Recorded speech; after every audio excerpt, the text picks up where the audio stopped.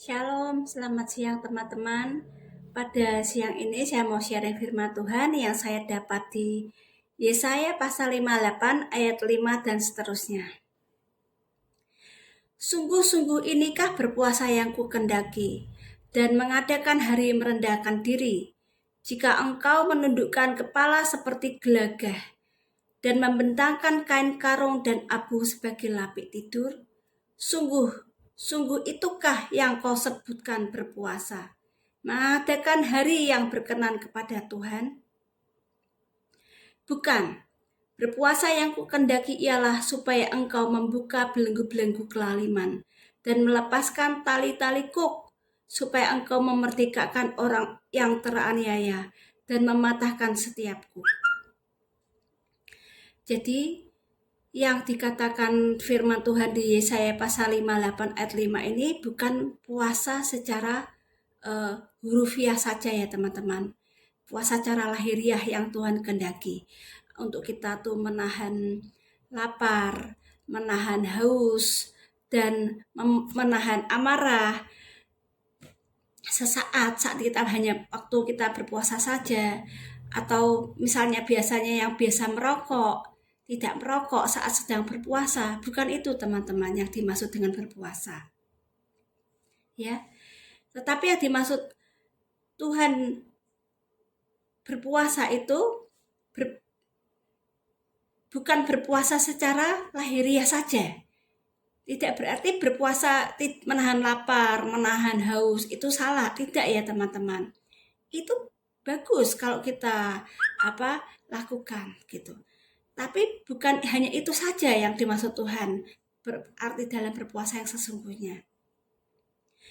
Yang Tuhan kehendaki adalah berpuasa yang kehendaki ialah supaya engkau membuka belenggu-belenggu kelaliman. Belenggu-belenggu kelaliman itu belenggu-belenggu kejahatan ya.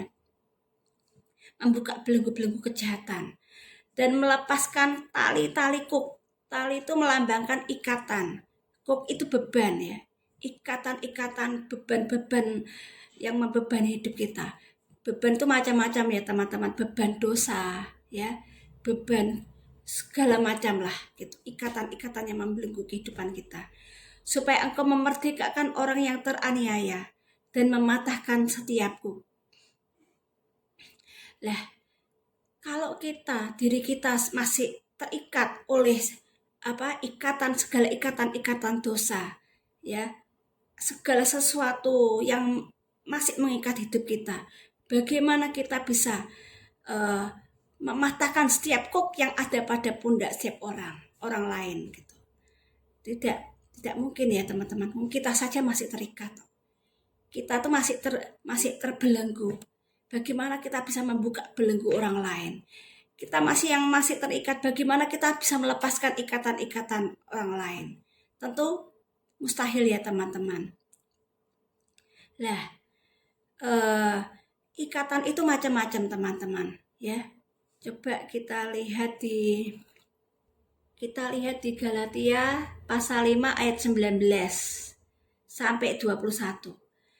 Perbuatan daging telah nyata, yaitu percabulan, kecemaran, hawa nafsu, penyembahan berhala, sihir, perseteruan, perselisihan, iri hati, amarah, kepentingan diri sendiri, percideraan, roh pemecah, kedengkian, kemabukan, pesta pora dan sebagainya.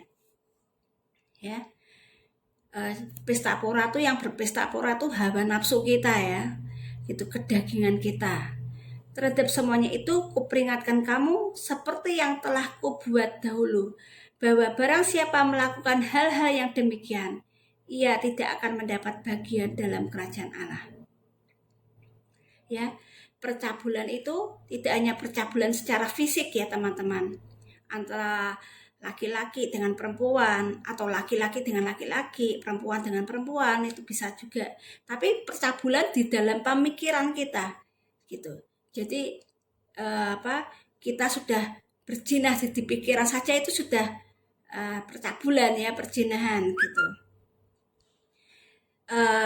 Kecemaran, hawa nafsu, kecemaran itu segala macam dosa ya, segala macam dosa. kecemaran, hawa nafsu kedagingan ya, penyembahan berhala. Berhala, kalau zaman dulu orang tahu berhala itu patung ya teman-teman. Tapi berhala di dalam hidup kita yang saat ini dikatakan Tuhan, sembahlah aku atau mamon ya. Jadi berhala sekarang itu yang apa toh? Apa sih yang dikejar oleh orang? Kalau tidak uang ya. Uang, kekuasaan, terus apa lagi? Ya, apa? Peningkatan segala macam lah gitu. Terus apa lagi ya? Sihir ya. Kadang orang masih percaya dengan primbon-primbon, percaya dengan apa? Seperti ke gereja, tapi juga tanya sama orang gitu. Tanya dengan ahli-ahli nujum ya, suhu-suhu gitu. Perseteruan ya, perselisihan, iri hati, amarah, tidak bisa mengampuni ya, amarah, kepahitan itu temannya itu. Kepentingan diri sendiri ya, egois. Kita sebagai orang Kristen, sebagai orang percaya, kita tidak memberitakan Injil. Sebenarnya kita sudah melanggar, termasuk di pasal ini teman-teman. Kepentingan diri sendiri. Kita hanya mementingkan diri sendiri. Yang penting aku sudah selamat gitu. Yang penting aku sudah percaya Tuhan Yesus. Tapi yang penting dirinya sendiri saja. Tapi tidak mau membagikan gitu. Apa ya? Tidak membagikan pertobatan kita kepada orang lain. Percideraan, roh pemecah, ya macam-macam ya.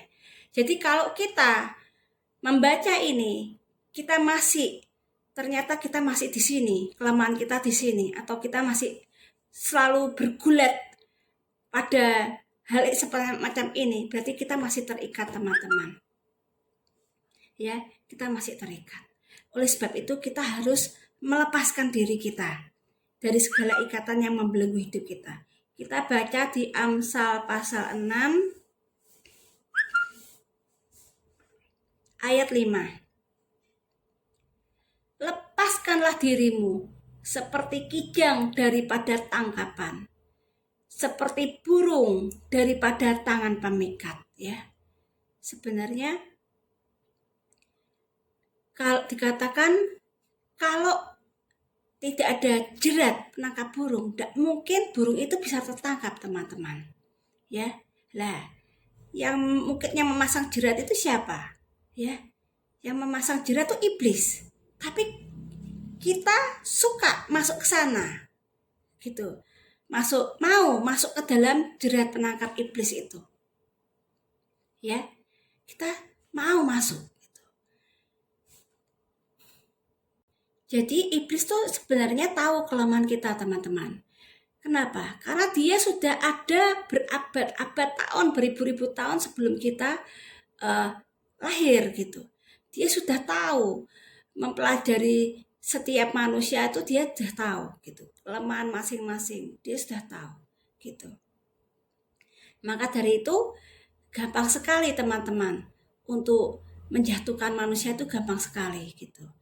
Tahu, oh ini kelemahan orang ini tuh di uang gitu misalnya gitu. Lantas pelit, orang ini pelit. Iblis itu ngerti semua, punya catatan hidup kita gitu. Mestinya dia tahu semua, mempelajari gitu. Ini orangnya pelit, orangnya seperti ini gitu. Jadi dia akan mencoba memberikan perangkap gitu. Selalu akan membuat kita tuh jatuh di sana terus gitu. Ya, mungkin hatinya tuh terikat dengan uang gitu. Ya, jikalau kita tidak menang pada hal itu, selamanya kita akan jatuh bangun di sana terus teman-teman. Ya, saya mau kesaksian. Dulu saya orang yang hati saya itu terikat dengan keuangan, dan saya pikir orang Cina itu, wah pasti sempuanya ya, pikirannya tuh sifatnya tuh uang tuh jalan gitu. Saya terikat dengan keuangan gitu. Jadi saya tuh orangnya kalau sama uang tuh selalu megangnya, kalau megang tuh ceketem gitu ya. Jadi benar-benar erat, erat gitu. Ya, tapi Tuhan tidak berkenan. Tuhan tahu itu tidak benar. Makanya Tuhan ingin untuk kita tuh anak-anak Tuhan itu dilepaskan dari jerat penangkap burung. Ya. Jadi saya waktu itu sudah bertobat, tapi secara hati Tuhan tahu kalau saya tuh masih terikat di sana gitu. Makanya segala sesuatu yang terjadi dalam hidup kita itu baik teman-teman, untuk mendatangkan kebaikan bagi kita, asal kita mau diproses atau dibentuk sama Tuhan.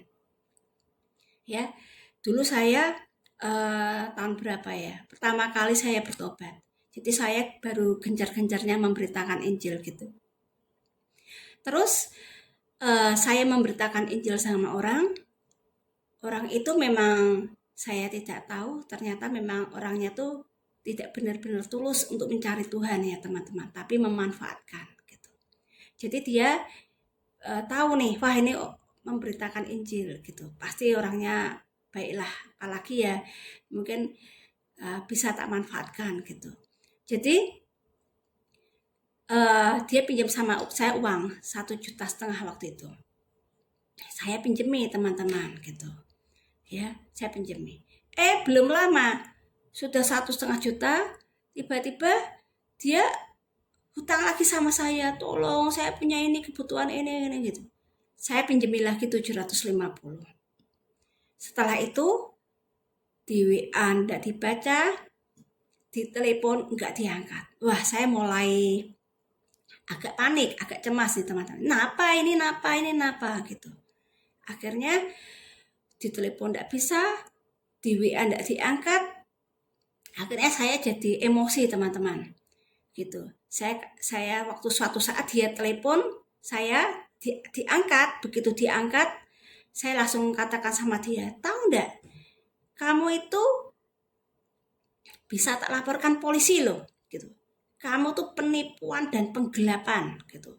Kena pasal 372, 378, gitu.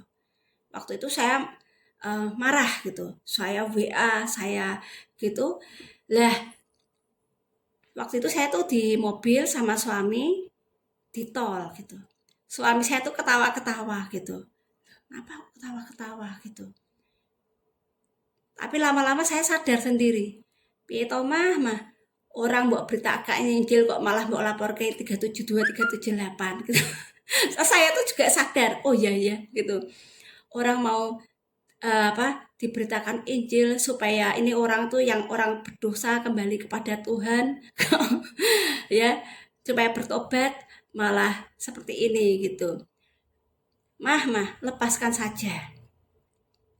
Hatimu itu lebih mahal daripada uang segitu. Lepaskan saja. Lah, saya mendengarkan apa kata suami saya gitu. Jadi suami saya mengatakan perkataan yang benar, itu selalu saya cerna, saya dengarkan dan saya ikuti teman-teman. Oh iya ya, hatiku tuh lebih mahal daripada uang gitu. Kalau misalnya hatiku kepahitan, hatiku marah, aku tidak ada damai sejahtera. Kalau aku benci, tidak mau mengampuni, jadi sakit penyakit gitu. Ya benar ya gitu. Lalu saya lepaskan. Dan itu kejadian tidak sekali teman-teman, tapi berkali-kali. Sampai saya tuh mati rasa teman-teman. Ya, kalau ada orang yang hutang sama saya, terus ternyata nipu saya tuh lama-lama jadi ya sudahlah gitu. Tapi bukan berarti saya tidak berhikmat teman-teman. Jadi terus uang saya gampang gitu. Enggak, lama-lama kita juga harus berhikmat gitu. Jadi memang dikatakan di Alkitab itu kita juga harus membantu. Nah, tapi dengan juga hikmat Tuhan. Jadi saya lihat ini orang ini kemampuan bayarnya seberapa. Seandainya saya kira-kira dia tidak mungkin lah, paling kalau misalnya seandainya dia tidak bayar, saya ikhlasnya tuh berapa gitu. Jadi kalau misalnya pinjam sama saya 2 juta, saya lihat ini kebutuhannya tuh penting apa enggak, urgent apa enggak gitu. Kalau memang untuk sakit, untuk apa gitu ya saya kasih gitu. Tapi ya jangan sampai berbohong ya. Kalau berbohong itu urusannya dia sama Tuhan sendiri ya. Yang penting saya benar-benar tulus membantu gitu. Nah, tapi kalau misalnya ini orang ini paling tidak mengembalikan, misalnya orang ini tidak mengembalikan, saya ikhlasnya tuh berapa gitu.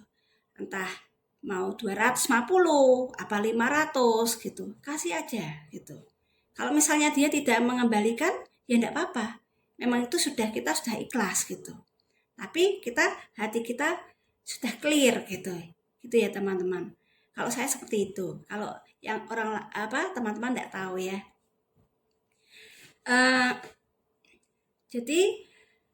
Tapi kita tuh masih mengalami proses hidup kita tuh masih dalam proses teman-teman. Tidak ada sesuatu yang perfect, yang sempurna tuh tidak ada. Pasti akan mengalami proses. Dan suatu saat ini benar-benar daging ini harus benar-benar dimatikan teman-teman. Ya. Ceritanya daging itu harus benar-benar dibakar sampai jadi barbecue, sampai benar-benar hancur gitu ya, sampai sudah mati rasa tadi yang saya katakan. Apalagi mungkin kalau misalnya kita ya menantu perempuan gitu, mungkin ada yang kita sudah kasih uang ya,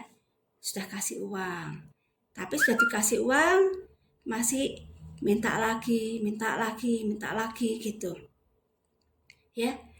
Mungkin secara daging pasti kita akan gini, rasanya daging tuh kalau sakit ya pasti terasa gitu, rasanya enggak enak gitu rasanya gitu ya.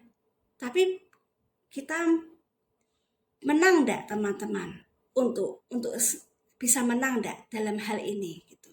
Kalau kita malah marah-marah, ngomel-ngomel, kita maki-maki ya, lah itu iblis bersorak-sorak itu, berhasil gitu ya, jerat, kamu masuk dalam jeratku, berhasil kamu ya, maki-maki, kamu sudah hilang dan sejahtera. Karena itu tujuan iblis seperti itu gitu. Tapi kita harus mengalahkan jebakan iblis itu, kita harus mengalahkan teman-teman ya. Kita harus kalahkan sampai kita benar-benar matikan serasa yang tidak enak ini. Kita mesti tahu teman-teman, sesuatu yang tidak enak sama daging kita harus kalahkan. Ketika kita menang, kita bisa keluar sebagai pemenang teman-teman ya. Kita keluar sebagai pemenang. Jadi kita benar-benar sudah lepas dari segala ikatan-ikatan yang mengikat hidup kita. Dulu juga kalau orang itu pemarah, gampang tersinggung, gampang sakit hati, nanti akan didatangkan sama iblis orang-orang yang menggocok kita, yang menyakiti kita gitu, yang membuat kita tuh marah. Tapi kalau kita bisa menang dalam menghadapi itu, kita tidak gampang terpancing emosi, kita tidak gampang marah ya. Nanti lama-lama iblis itu kalah teman-teman. Waduh, tak gini kok ndak mempan lagi ya gitu. Dulu gampang loh, tak kasih gini masuk perangkap, tak kasih gini masuk perangkap gitu. Ini kok ndak bisa ya gitu ya. Kita harus menang teman-teman. Dalam kehidupan ini kita harus keluar sebagai pemenang. Jangan kita keluar sebagai orang yang kalah, sebagai pecundang teman-teman, tapi kita harus keluar sebagai pemenang. Karena kita percaya bahwa kita orang-orang yang sudah diselamatkan sama Tuhan. Ada Roh Kudus yang diutus oleh Tuhan Yesus untuk menjadi roh penolong, untuk menolong kita. Kita tidak sendiri teman-teman, tapi ada Roh Kudus yang menolong hidup kita. Dia adalah roh Tuhan yang hidup. Dia akan menyertai kita, memampukan kita, menolong kita. Ya, saya dulu juga pernah kepahitan, mengalami kepahitan, dan kepahitan itu memenjarakan hidup saya itu selama 3 tahun. Jadi saya seperti terpenjara dalam penjara kepahitan. Setiap kali saya ngomongkan kepahitan itu seperti jamur yang berspora, ya, menjamur. Tambah sakit, tambah sakit, tambah sakit. Diomongkan tidak semakin bisa lepas, tidak biar bisa hilang, tapi menambah semakin luka itu semakin dalam. Semakin besar gitu. Akhirnya saya tahu bahwa orang yang kepahitan itu tidak bisa masuk kerajaan surga. Karena dikatakan oleh Tuhan, barang siapa tidak mengampuni, maka Bapamu yang di surga juga tidak akan mengampuni. Saya tahu kebenaran itu teman-teman, karena saya juga orang Kristen sejak dari lahir. Tapi saya berdoa, Tuhan aku mengampuni orang itu. Tapi ketika lewat depan saya, muncul lagi kejengkelan saya, amarah saya, sakit hati saya itu muncul lagi. Gimana toh caranya saya tuh bisa lepas? Gimana saya bisa lepas? Waktu kejadian itu saya belum lahir baru teman-teman. Saya belum lahir baru, jadi sebelum tahun 2012. Jadi saya tanya sama orang, gimana tuh caranya melepaskan sakit hati, kepahitan supaya bisa mengampuni orang, gimana? Ada orang ngasih tahu, tapi saya praktekkan tidak bisa. Saya tidak bisa melepaskan dari itu. Ya. Tapi puji Tuhan teman-teman, ketika saya mengalami kelahiran kembali tahun 2012, di mana saya dilahirkan dari Roh Kudus dalam hidup saya. Roh Kudus masuk dalam hidup saya. Sejak itu teman-teman, saya dilepaskan oleh Roh Kudus, saya bisa dilepaskan oleh Tuhan. Untuk saya tuh bisa mengampuni orang yang saya kepahitan itu. Saya benar-benar lepas, bisa mengampuni. Bahkan saya bisa mengasihi orang tersebut. Saya bisa mengasihi jiwanya, gitu. Ya. Saya bisa mengasihi jiwanya. Saya tahu dosa saya aja banyak. Itu Tuhan lepaskan, Tuhan ampuni, Tuhan lunaskan. Kenapa aku tidak melunaskan? Orang yang berhutang lebih sedikit daripada dosaku kepada Tuhan, gitu. Kenapa aku tidak melepaskan? Ya. Saya bisa ada belas kasihan. Orang itu berbuat demikian karena dia belum tahu kebenaran. Kalau dia tahu kebenaran, tidak mungkin dia melakukan hal itu seperti itu pada saya, gitu. Jadi ketika saya tahu kebenaran, saya bisa mengerti alasan orang tersebut melakukan hal itu kepada saya, karena dia belum tahu kebenaran. Kalau dia tahu, kasihan, gitu. Dia belum tahu kebenaran sehingga dia melakukan hal itu tersebut itu pada saya, gitu. Ya, itu luar biasanya Tuhan seperti itu. Jadi kita tidak hanya berhenti di lahir baru aja teman-teman, tapi kita dalam proses kehidupan ini kita harus keluar sebagai pemenang dalam menghadapi kehidupan ini sampai garis akhir hidup kita teman-teman. Ya. Dikatakan umur manusia itu berapa toh teman-teman? 70 sampai 80 ya. Mazmur 90 ayat 10.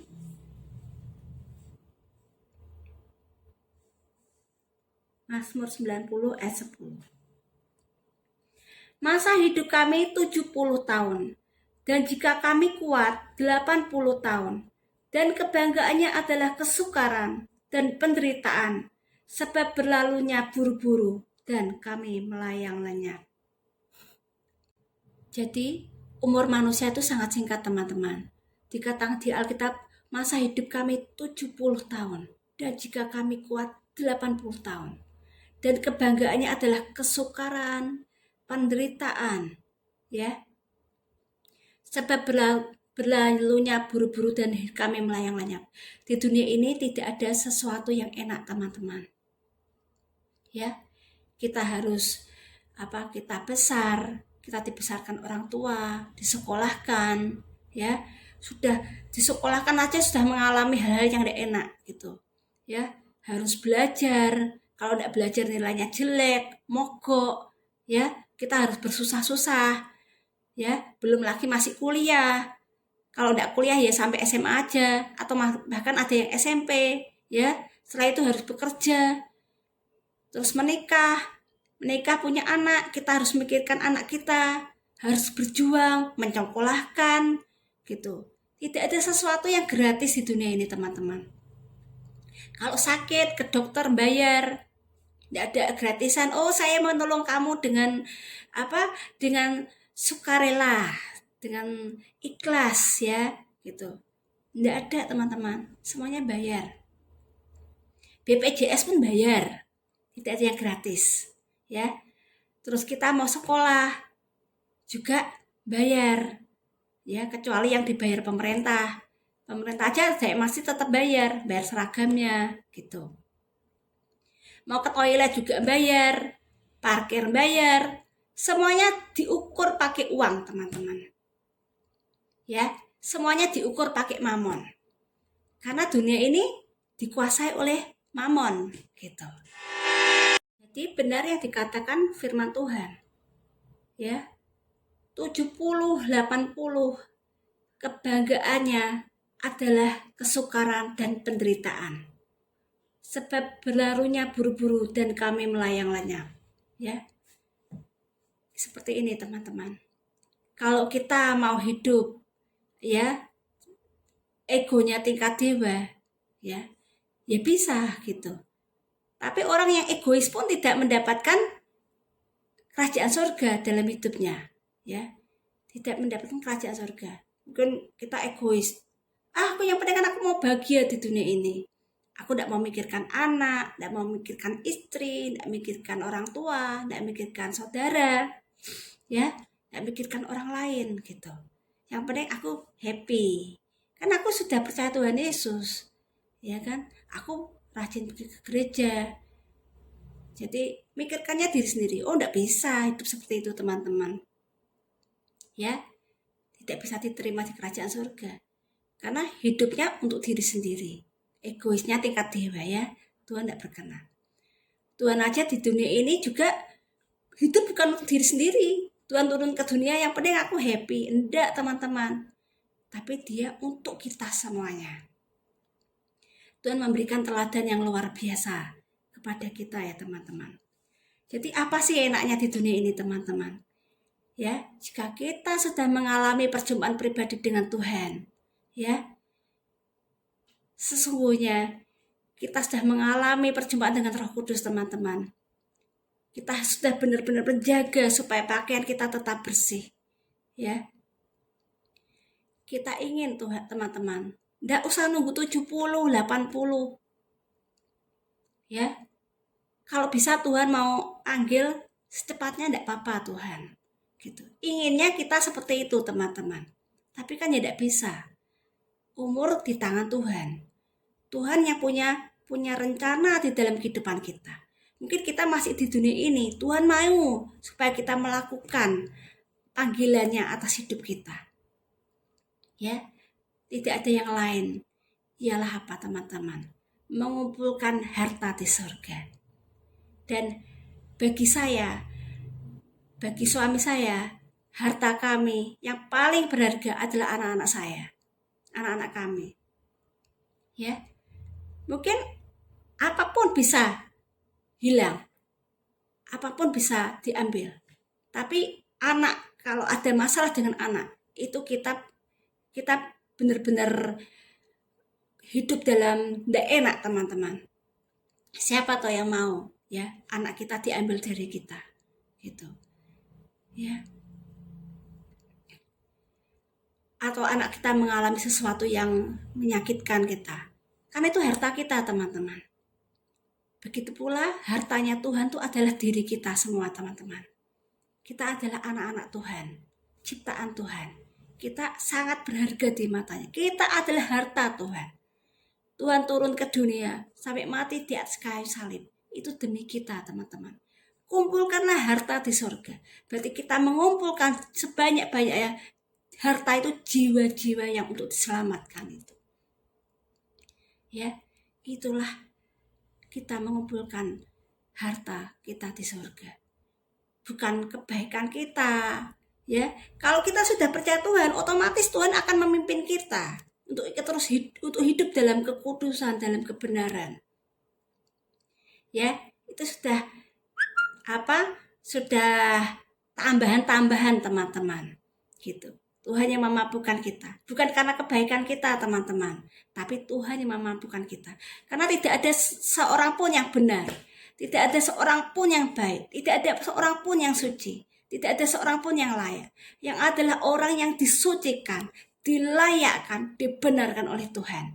Jadi kita tidak bisa bermegah, teman-teman, atas kebaikan kita, atas kesalahan kita. Tidak ada. No. Kebaikan manusia itu seperti kain kotor. Kita tanpa Roh Kudus memampukan kita, tidak ada satu orang pun yang sanggup hidup kudus, hidup benar di hadapan Tuhan, teman-teman.